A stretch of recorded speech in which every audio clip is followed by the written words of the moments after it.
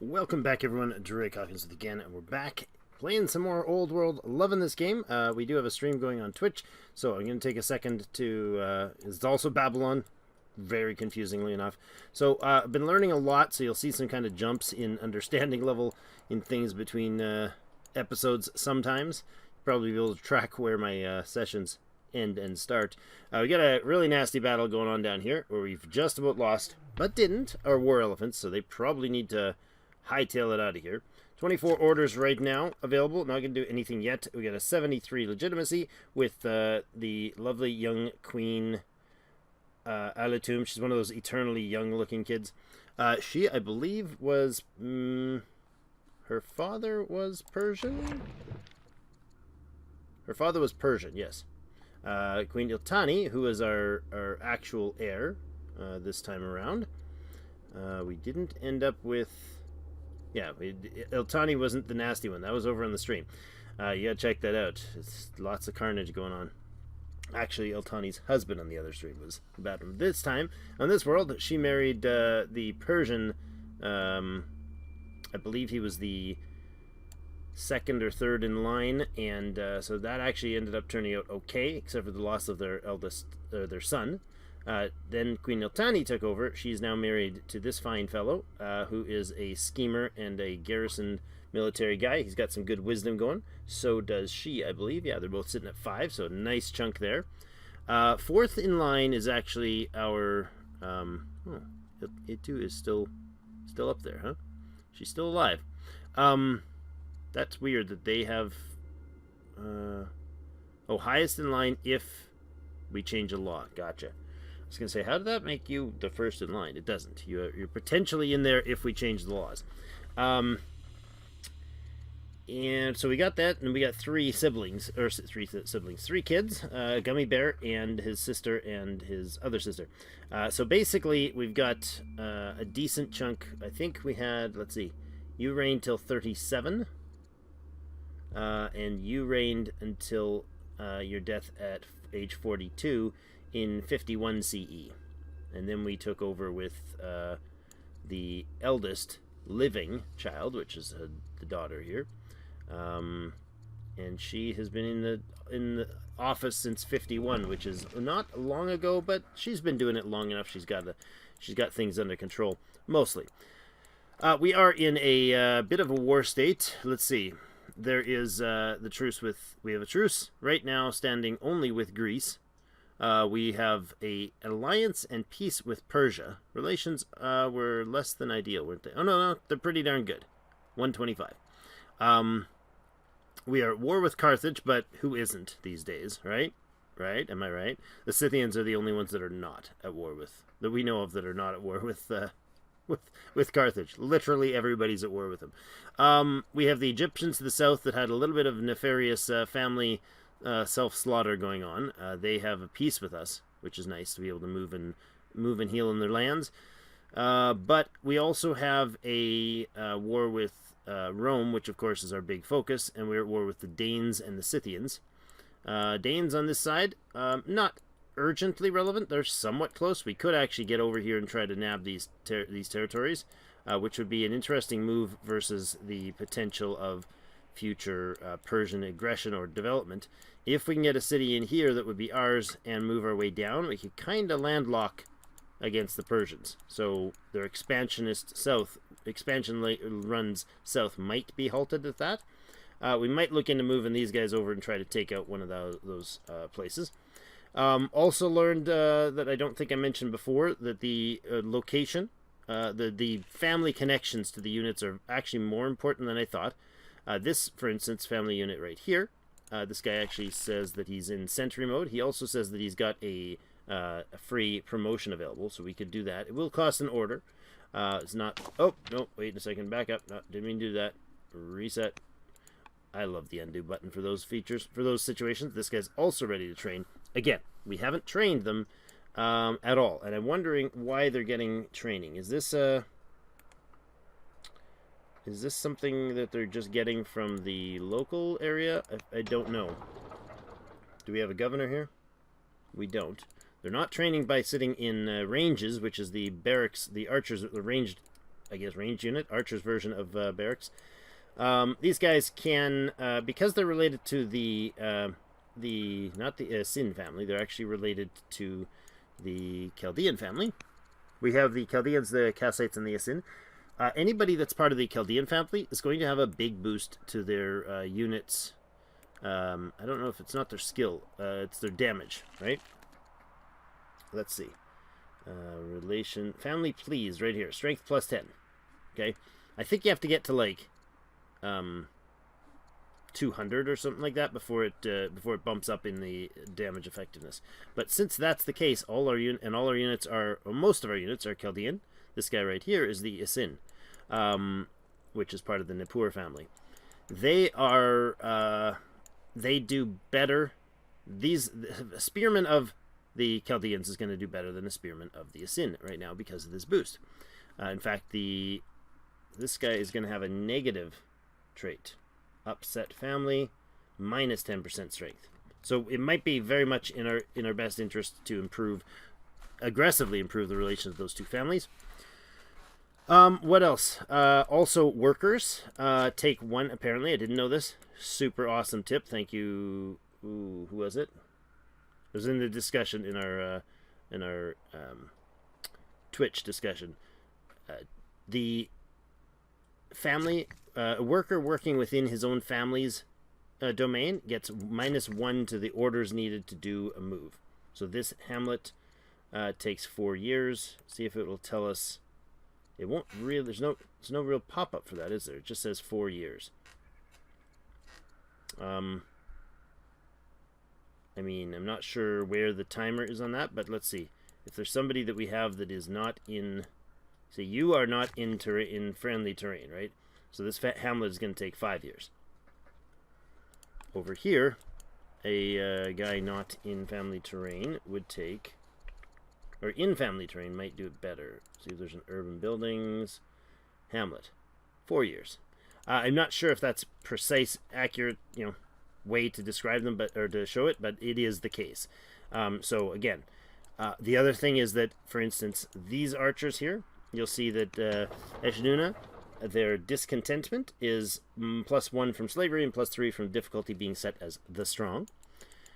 Whereas this place has the same pluses, but it's also got a minus for defending family units. Defenders in the city produce a -1 to content if they're of the same family. These guys obviously are not, so therefore they're not helping there. So that is all vitally important stuff to take into consideration. The barracks, of course, only training melee units, not ranged units. They actually have to have the melee tag on them. I'm not sure if there's anything we're going to be able to do down here with this guy. He's only going to stick around if he can wipe out all associated units. So, unlikely. But let's see, where are we going to focus? I think we're going to focus on the guys that are outside of the, that are currently outside of the city, because this guy's going to take too much to pound down. We'll wait until we've thinned out the units. So let's get this this battle going. If I go here, that's fine. Here, he's only 1. So I think we're going to use the orders to get over and do some damage. I want to take out the spearmen and the macemen first. It's very fortunate that we didn't lose that unit. All right, let's focus on this spearman over here. You are a very high damaging guy. How much damage can you do? If you get close, you do actually do more. So you could possibly. Okay, you're going to do max damage by being 1 tile neighboring. Yeah, that's going to take more to move around. Okay. If we move you out, if we commit to just getting you out of dodge, do that and heal. 18 moves left, and we assume that we're going to do the most we can here. So if these two have to fire on him to finish him, we're not going to finish that unit. Or that unit. No. You can move in here. Hit this guy. You will, spearman. Okay, you're going to move actually over here. No. I need this spearman to jab both of these guys. That would be ideal. Because if he's here, he can stab through. But he can't move there. Oh, maybe he can't move there at all because of zone of control. If I move that there, can you move in? Like that you can. So you'll stab through, but you're not going to do a lot of damage. Still leaving us with the need to do... leaving us with the need to shoot again. Let's bring you up and hit this fellow right here.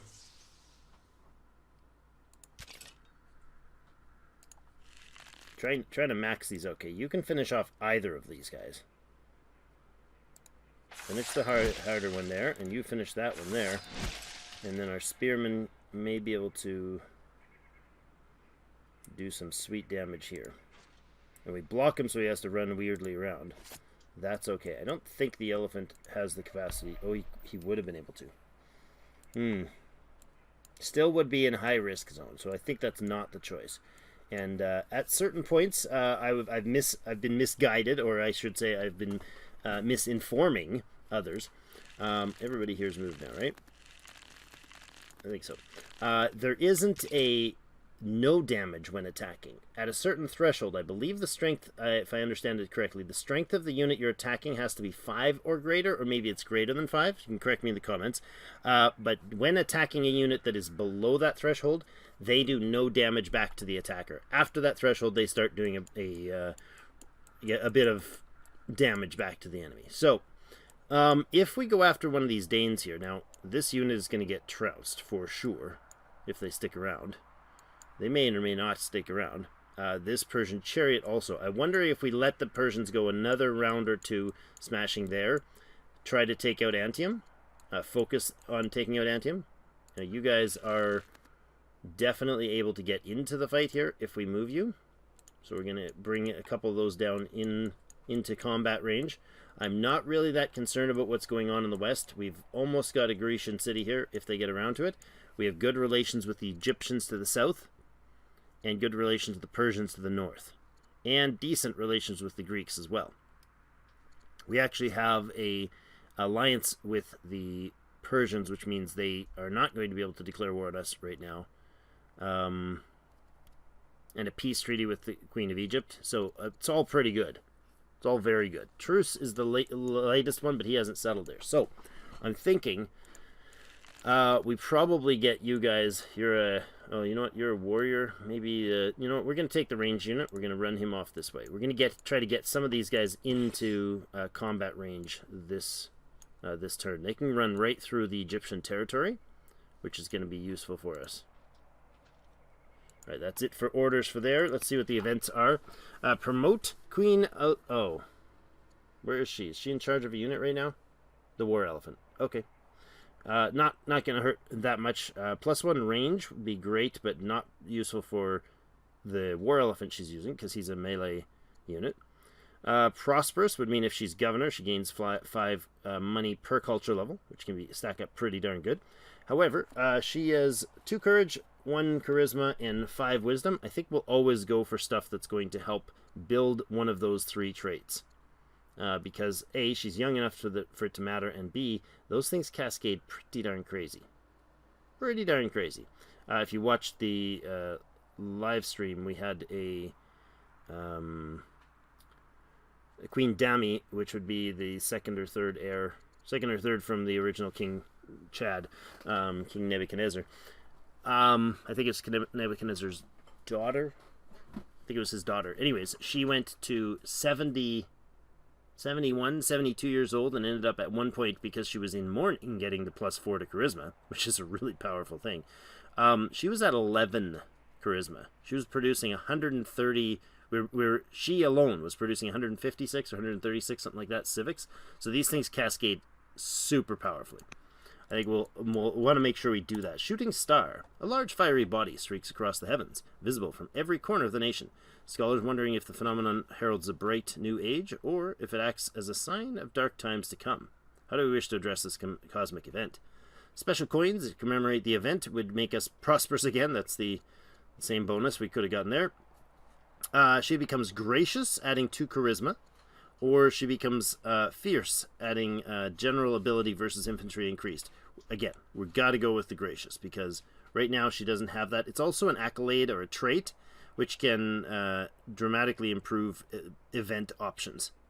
But another charisma point, getting her to Let's see, we make sure to choose the right one there. There we go. Bringing her up to Charisma 4. See, she's now providing 20. She had Charisma 1 at the beginning of the turn, giving us, what, 2 civics or something like that? As a leader, plus 20. But I think 1 was giving us 2 civics. So, crazy powerful as it scales. Next is an heir education for Prince a Gummy Bear. He's not impressed with my nickname for him, I guess. I don't know. He is 12, so he can begin his training process. So he has no features right now, so we kind of pick where we're going to go with him. And I'm thinking we probably are going to want to push our science a little more. That's kind of my thought process. Everything else economically seems okay. Iron's okay. Wood production's a little low. We can improve that. Stone production, we could stack that up a little bit more too. But I think primarily we need to go here. We got 50 a turn in their training rate, and we're not really using them too much. We do need to increase that with to have cities that really focus. It's another thing I want to do is actually do a lot better in the future in focusing specific productivities based on a city, like a specific city that focuses something. Now you were going to build. Were you going to build a hamlet? Do we have colonization law? Because that's one that will really help. We do have colonization law, so you could actually go here and buy that tile, but we don't have the movement for you. So I think we'll be good to end there. And that was the very longest turn probably we've ever done. 16 minutes to get that one. Okay, we got a worker coming in behind. We got his slinger coming around. Oh, where did he? Oh, he's just cutting and running for it. Ow, ow, ow. Ooh, ow. Oh no, he's hitting a worker. You dirty scum. Romans, tell you can't trust them. Scythians hitting the Persians. I'm liking that they are taking some serious battle still. I really like that the Scythians are putting the beats down on them. Yeah, every which way they go. They're getting hit hard by the Danes in the south and the Scythians in the north. Look at that. This elephant doesn't, or this leader here, what is he? He's not taking much damage, but they are sure trying. Freedom movement. Enlightened leaders of Nippur. Oh, what's this? This is Constitutio Antonina. Wow. This is a edict issued by Roman Emperor Caracalla, declaring that all free men in the Roman Empire were to be given full Roman citizenship, and that all free women in the empire were to be given the same right as Roman women. Ooh, really? Enlightened, I love these. These are just a wiki link. You didn't see that. It was on the right screen. But anyways, enlightened leader Nippurs are experimenting with a significant shift in their cultural views, or experiencing a significant shift. After several years of intense debate, they proposed the abolishment of national slavery. They wish to start in Nippur and make it an example for all of Babylonia. The decisions always rest with the court. Now we have slavery, and we have a cultural event in Nippur. Now, this is a positive event. It seems like it may have negative repercussions, but if we say Nippur does not dictate national law, we refuse the idea. A rebel unit forms in Nippur. I don't know what that is. I legit do not know. A rebel unit will appear and will attack your units and cities. Okay, so it must be like a barbarian-style rebel unit. Plus 155 civic or training points. We could go with 155 civics, which is a substantial chunk. It's 2 years worth, and lose 2 legitimacy. Or we could just switch straight up. Every family gets upset. We switch to freedom. Now, what happens is we replace slavery. So 5 orders less per turn. That would be a big deal. But it would also remove the discontent in the families. Now, something I did not know before was the discontent. You can see on the upset tag here, if I just middle mouse on where it says upset or pleased or whatever, it'll tell me what is affecting these. I've seen these before, but I didn't understand this one. Disloyalty and envy, these are vitally important, right? Refusing the rights of our values. This is an event. It'll go away in 26 years. Planned coronation festivities, that'll also go away in 2 years. So they're going to lose another 20 points plus. Now, this disloyalty is the disloyalty or the discontent level of the cities that family operates. The envy level is actually the families with less than other civilizations. So right now we have 3 cities for Kassite, 2 for the Chaldean, and 2 for the Assini, or the Assin. So it matters. It hurts if you go with the envy thing pretty aggressively. Like, they've got minus 20 because they have 1 city less than the Chaldeans.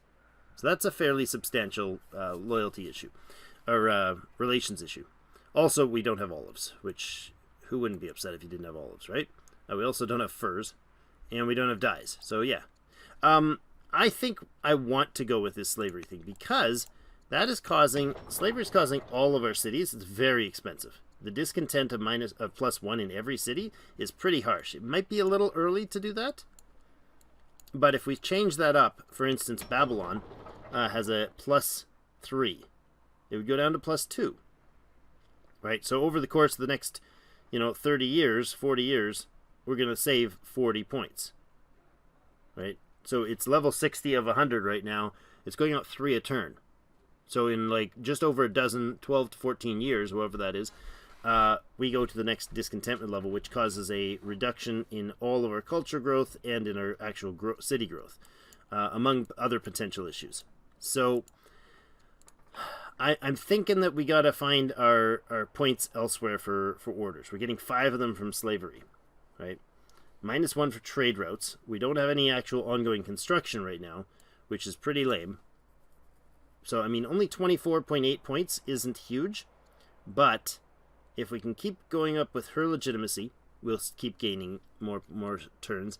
And if we can offset this slavery, then we'll drop the disloyalty of all these families, increase the productivity of them, and increase like the units. I wonder if workers are affected by loyalty.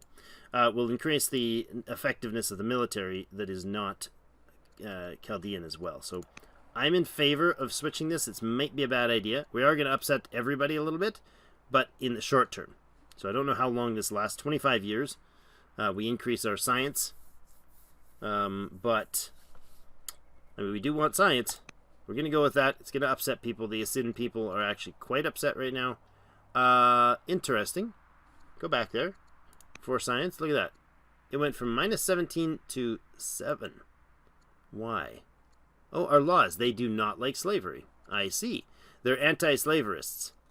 That's the Kassite, and they are not our homegrown crew. But that's a very interesting note. So we lose. The event gives us. Not that one. Not that one. This one. The event gives us -30 opinion for 25 years. And yet... Oh, you know what? I think doing this, -30, it'll probably update in time. Because right now, you are not getting... You're still at minus... Huh. It changes. It did change, I swear. You can look back. Oh, freedom movement. I didn't select it. There we go. It goes from 7... Yeah, because they lose that, but they don't get the -30... No, we did. We did get the -30. Huh. So I'm not sure where I'm missing the math there, but something switched. Somebody can figure out what that was. So let's look at some other stuff. I'm going to look at Monastery here. It is 2 years to do. And the reason I'm going to look at that is because I legitimately want to get a religion going here very soon. We have the professional army option, or volunteers, which is a law upcoming. We do have lots of civics right now, but I also have monotheism option and polytheism option as the law choices. So this one would give us, every religious city would give us plus orders, which may be the way we need to go. This one allow us to build unlimited shrines. But no, I think we going to go with try to get to monotheism and get that improvement. Now let's look at the religion here. I know it's not a highly spamming through the years type of an episode, but we're about 25 minutes in. We're not going to crank through time here very fast, but we could settle Judaism or we could settle Zoroastrianism if we acquire this. So Zoroastrianism requires that we have 2 acolytes. So they're the specialists working in special buildings. In this case, the acolytes have to work in like a temple of some sort, temples. Judaism, if we have 2 ranchers working in pastures, we could... Oh, there, it'll say it right there. Requires... No, it doesn't. Okay. If we have 2 ranchers working in pastures, we could do Judaism. or 2 acolytes. The other ones take a little more. You have to have had Judaism in 3 global cities, and Manichaeism needs to have Zoroastrianism in 3 global cities. So I'm thinking we aim for this Zoroastrianism one. We have the orders this year to do some things, but where do we start them? I think we might want to do the stuff in the capital here. So where do we put them? Where do we put them? This is scrub forest here. I might put one in there, and the others maybe in the forests here. Now, you get a proximity bonus. What I did not know is that fresh water actually provides farms of 20%, but fresh water, or I should say proximity to a river, which is not fresh, the same as fresh water. Oh, there we go. We might see it here, the pop-up river. There we go. This is what I didn't realize. Lumber mills plus 60%. It says it twice there, plus 60% and plus 60% trees. I think it's just plus 60% to lumber mills. It might be a typo. Minus 50% versus melee crossing. So a melee unit crossing the river gets a substantial loss. But access to fresh water. That's the point. Lumber mills placed along these rivers are super potent. Right? Lumber mills placed here do not get the same effect. But they also get a proximity bonus. So if we put lumber mills here, and like there, that sort of thing. If we put any more interior from that are neighboring them, they'll get a proximity bonus of like 10% or whatever. So I think what we're going to do is actually grab these guys. Do we have Chaldean workers that could do the job? We have one there. I think we'll bring him over this way. That's what we'll do. We'll bring you over this way, and we'll put in a... we actually need to put in... This is trees. I think we'll put one in here. So back that up, back it up, get over here. You're going to come in this way. Now, can you put in a shrine? Oh, wait, we don't have the divination tech? Oh. We do not have the tech for those. I did not know that. Wait, I can switch? What? It's not a one-of decision. Oh. Okay, well that's interesting. It's not made, I guess, until the end of the turn. Science. There we go. Divination. We do not have, huh? Oh my goodness. Okay, so that would take like no time to do. But see, acolytes are enabled when you have shrines. So we'll do that later. Unfortunately on that one. Do we have forestry? We do. We must have forestry. So you are leaving that city anyways, because it is a Kassite city. Is that the seat of the Kassites, if I remember correctly? Yes. And this is the seat of the Isin, and this is the seat of the Chaldeans. So what I'm going to do here actually is get the capital to go with a barracks. This is a river tile. So, barracks there. I want to put in a second barracks. I think we'll go over here. Oh, wait a second. Hold on. Let's reset your moves entirely. Why are we not going back? Oh, it's switching the sciences. You see that? There's just the clicks that I was doing in the science thing. Okay, back up. Keep going back. There we go.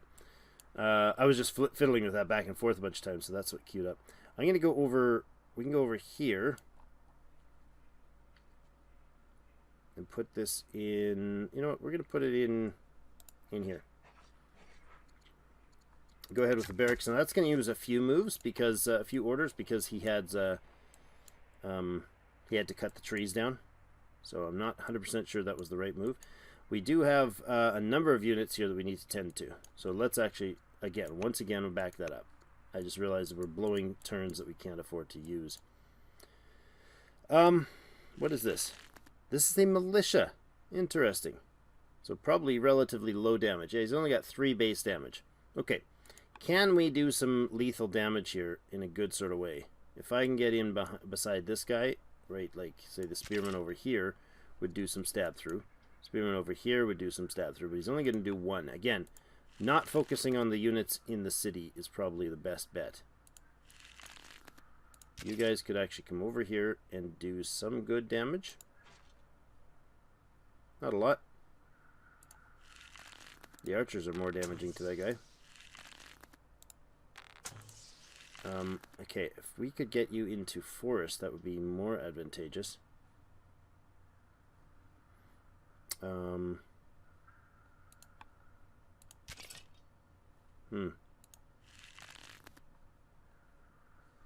Wait a second.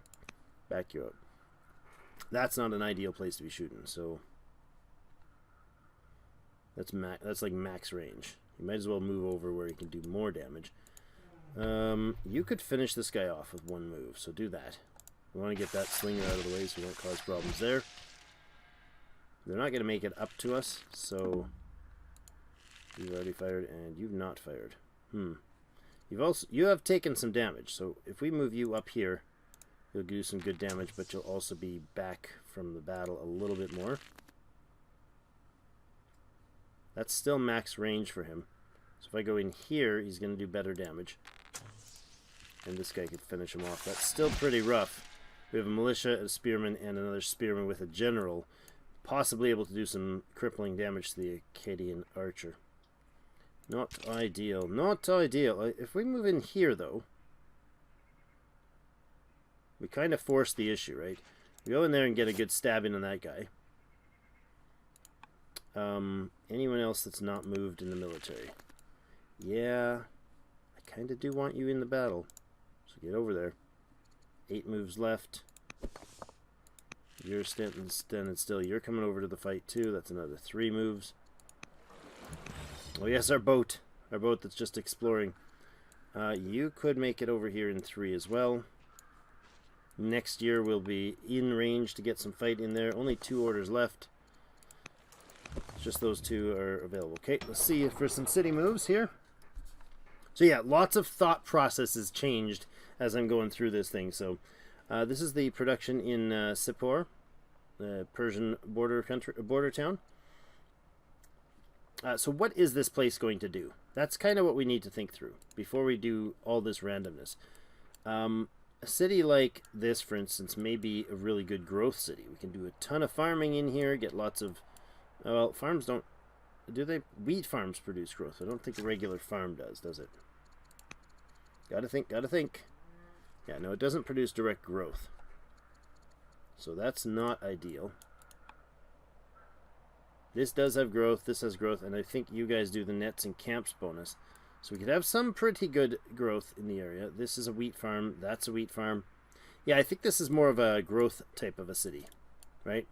So you guys have, as the Kassite, you produce a bonus to camps and a bonus to nets. At the same time, you'll also produce a natural bonus to training production. So, as the Asin, you guys are focused on civics from luxuries, upgrade times for hamlets. So maybe this is more of a cultural type of a city.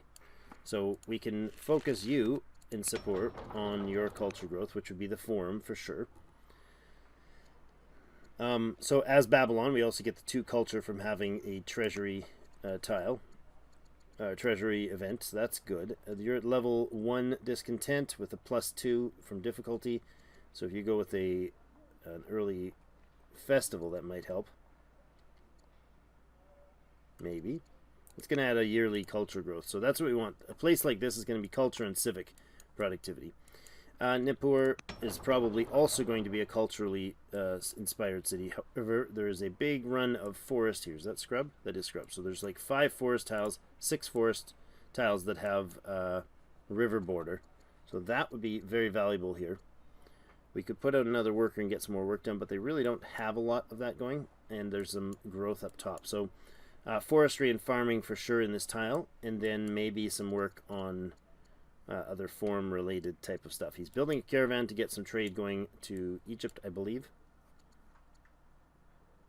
Yeah, I think we gotta take the Asin as our cultural growth, or our civic growth cities. They'll be the law-based group, and these guys will be the military production probably. Yeah, but units produced by the Kassite are less favorable. Capital is culture. These guys are, well, we can make do. We can make the Kassite produce like our growth and stuff too. Mines and lumber mill productivity. Yeah. I mean, we will put lumber mills probably across the coast, but this has got to be our lumber center. All right. Enough babbly. Nippur, what's the next city that needs attention? Yes, Akkad. Akkad is a Chaldean city as well. And it has done well with its stone and mason work.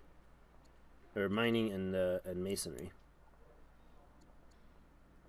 We could do another officer down here. That might be a good choice. We can't currently do another form because we can't get to the strong level. We're at level 1 with discontent. It is growing somewhat. They just finished a festival dropping it. So I think maybe we put one more festival in and then go with another specialist for the military there. Guilds or elites. Okay, so this is the option we had from our current laws. Elites would allow our elder specialists to produce +4 culture and plus 25% urban unit training time, so we can dramatically increase things like that specialist we just started. Labor and merit leads to great works. This is the guilds, -1 year for build improvements. So every improvement drops by a year. That's pretty darn strong. This cascades pretty aggressively for resource production. And this one cascades pretty aggressively for culture growth and all the specialists, which is kind of this side of the resource tree as opposed to this one is kind of how I'm thinking of this. Let's look at the laws. Is there any others that we can pass right now? We're about to do the monotheism one, which will be useful once we get a religion. Tough choices. We could always switch it. We could definitely switch it. Guilds for the improvements now, and then the specialists later? No, I think we got to go with the specialists. Elder specialist +4 culture. We don't have any elder specialists. Okay, we'll go guilds for the improvement for now. So all the building stuff will be quicker. All the terrain building will be quicker. Alright, unit event trade offer from Persia. Okay, again, Persia is in great relations with us. Wise counsel for wood, so we would lose some civics per year to gain 4 wood, or we lose some training per year to gain 4 wood. I'm not a fan of either, to be honest, and I don't think that. I mean, it's a +10% opinion, but I don't need to buy your wood. I legitimately do not need Persian wood.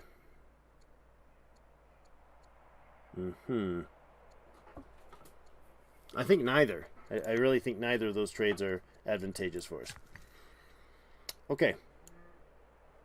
You were going to try to buy your way to this tile. Let's do that.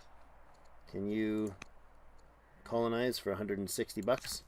Yes, and it does wrap into the nearby tile. It's fantastic. So we colonize this one, but it also grabs that. I love that. Love, love, love it.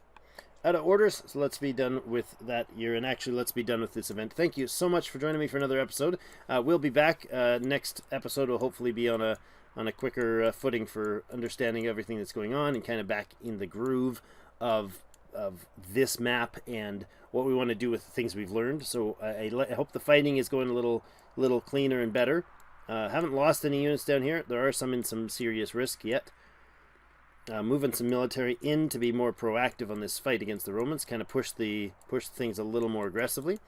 I do also want to watch very carefully what's going on with the Danes here, because if the Persians look like they're going to start taking out the Dane cities, I do not want that. And they've got a bunch of guys kind of trickling their way down here, so that's concerning. Actually, this guy is fortified. That's why the blue dot over his head, so not sure what he's doing there. Protecting against these Javelineers, maybe? I don't know. You might as well go in and stab him, buddy. But we'll see. Thank you so much for joining me. We'll see you in game.